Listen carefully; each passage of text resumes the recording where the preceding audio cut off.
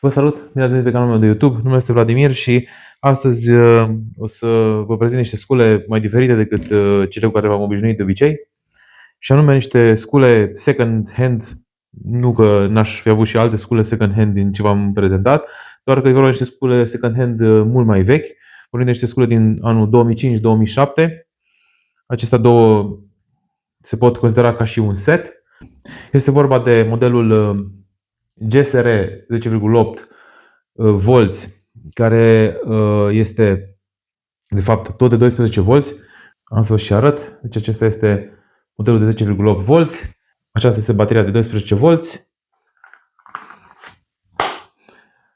Se potrivește și ca și sistem de fixare și ca și voltaj. Fiind o sculă mai veche, nu are acea oprire rapidă. În momentul când iei mâna de pe buton, acesta continuă să se mai învârtă. De asemenea, și la modelul cu impact, chiar dacă acest efect nu este la fel de vizibil,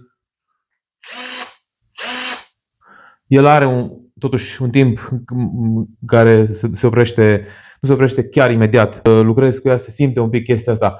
Nu pare că e o chestie importantă, dar este că nu este plăcut în momentul când tu termini de înșurubat un șurub și ea continuă să se mai învârtă un pic în șurub și e un pic deranjantă treaba asta.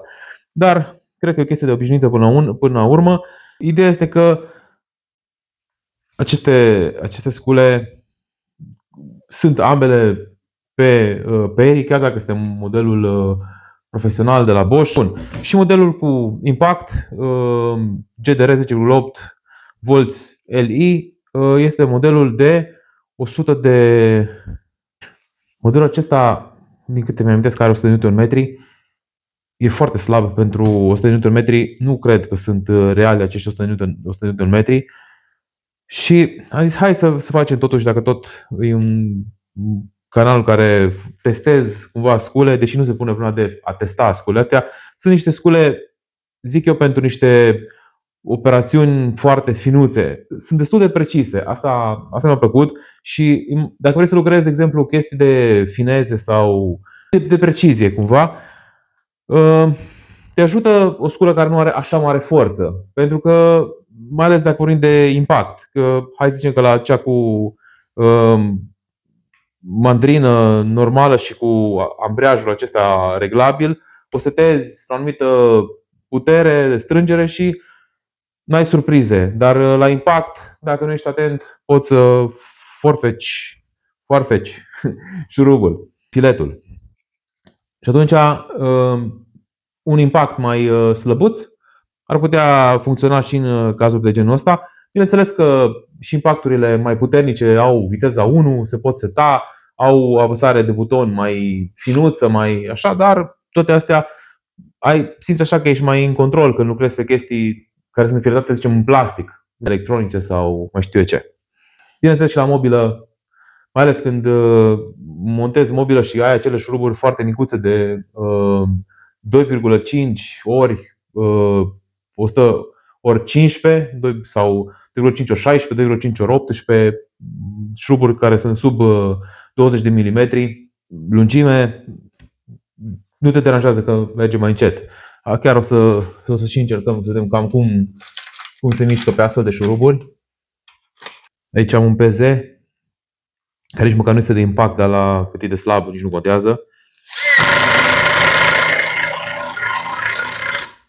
Deci lucrează destul de încet, ca zicem așa. Ăsta e deci pentru acest tip de autoforan de rigips, de negrese, merge mai ușor un pic. Acesta este de 3,5 sau cred că nu, e de 4 dacă nu mă înșel, și de asta merge un pic mai încet. Dar la mobilă se lucrează și cu șuruburi mai subțiri.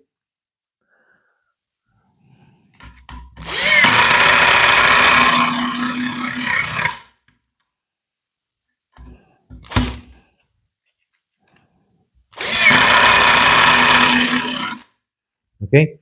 Ideea este că e foarte plăcut la impactul acesta, e foarte plăcut, nu e deloc agresiv, nu are aceleași vibrații ca și alte impacturi, cum ar fi de la Milwaukee.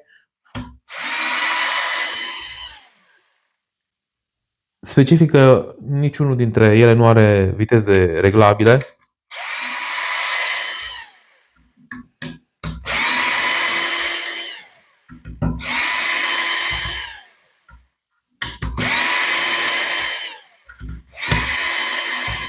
Aici s-a putut vedea când am scos că încă se mai învârtea și oprisem. Bun, haideți să vedem așa acest ambreiaj la... Vedeți aici așa a fost ambreiajul. Eu am luat ca să reglez, să schimb reglajul, el continuat.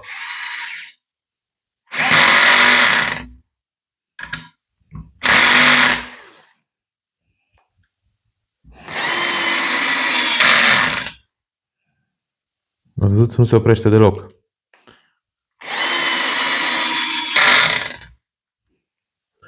Bun. Și acum, haideți să vedem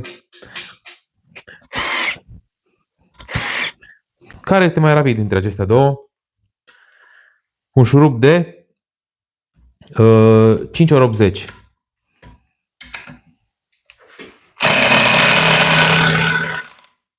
Bun, stați așa. Că am uitat să setez.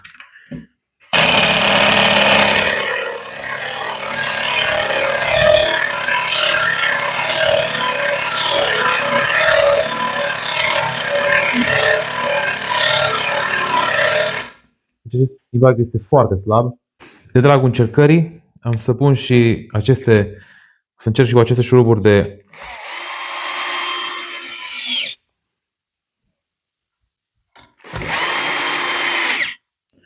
de 6 ori 120. Vedem cum se descurcă.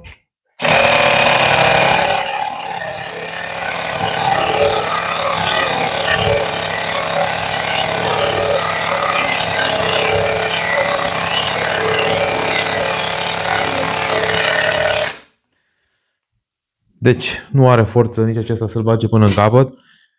Haideți să vedem. Acesta este un acumulator de 1,3 amperi. Haideți să vedem acesta care e de 2 amperi. E o diferență. Hai să vedem și cu impactul, dacă se simte diferența la 2 amperi.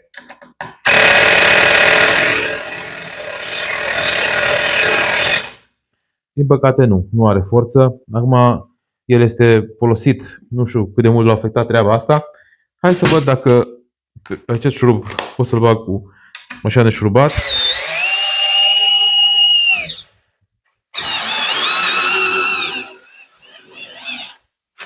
Bun.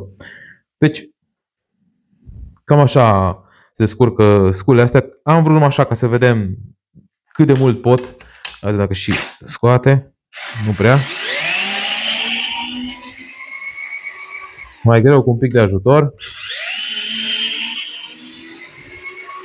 Deci, cam despre asta a fost vorba în clipul de astăzi. Am vrut să vă prezint sculele astea, care mie mi sunt așa dragi, chiar dacă sunt vechi. Îmi plac destul de mult cum se simt în mână, cum ori trecut prin multe și încă au rezistat. Am vrut numai așa să vi le prezint și să vă arăt că se poate face treabă și cu scule mai vechi. Cu siguranță.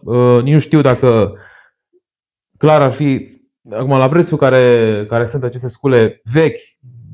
Le-am urmărit, m-am uitat ce prețuri au pe piață, pe piața second hand mă refer, și n-aș cumpăra aceste scule, adică de banii care găsești sculele astea, mai bine ți iei Parkside. Parkside, Inco, Total, Ruris și ce vreți voi. Adică, da, pe 12 volți, ce scule poți să-ți cumperi de la Parkside, pe 12 volți, mai bine clar e Parkside. Și mai exact, cea cu perii, verde cu manilă detașabilă, e net superioară. Cu toate că la cum se ține în mână, e mult peste aceasta de la Bosch. Dar cred că și e o idee mai scurtă. Deci, acestea sunt sculele. Clar, acum, da, e o idee mai scurtă, cea de la Parkside, chiar dacă în lungime pare mai mare, mai groasă aceasta, dar de scurtă, clar, este mai scurtă decât cea de la Bosch. În schimb, e mult mai lung mânerul, ceea ce nu încurcă, nu deranjează prea mult. Și are forma asta așa de teu, nu are ergonomia aceasta, nu e așa de frumos, nu e nici așa de frumoasă ca design și nu se ține așa de bine în mână din cauza că este așa. Bineînțeles, modelul Performance, cea care îți dă jos matina și cealaltă, sunt mult peste peste asta și peste cealaltă ca ergonomie din punctul meu de vedere, cum le simt eu în mână, asta e percepția mea. Am pus, ambele au baterii de 2 amperi.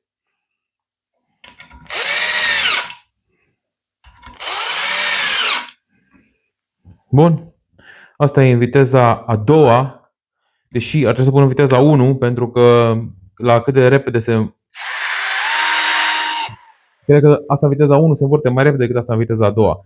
Și nu va avea forță clară în viteza a doua, cea de la Parkside, să bage șurubul ăsta până în capăt. Așa că hai să vedem cum se descurcă cele două în comparație.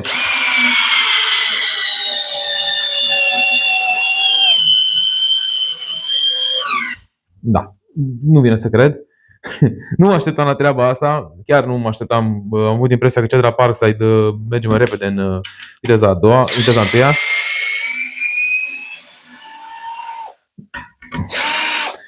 Cu siguranță se simte mai puternică cea de la Parkside, fără discuții.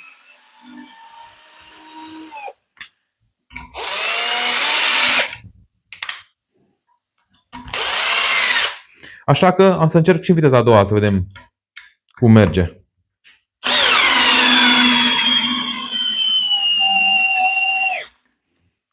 Da, deci nu a reușit.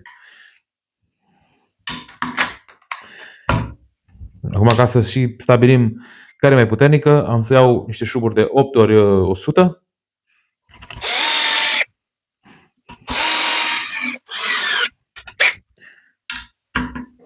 Deci, pars în viteza 1, bateria este încărcată la maxim.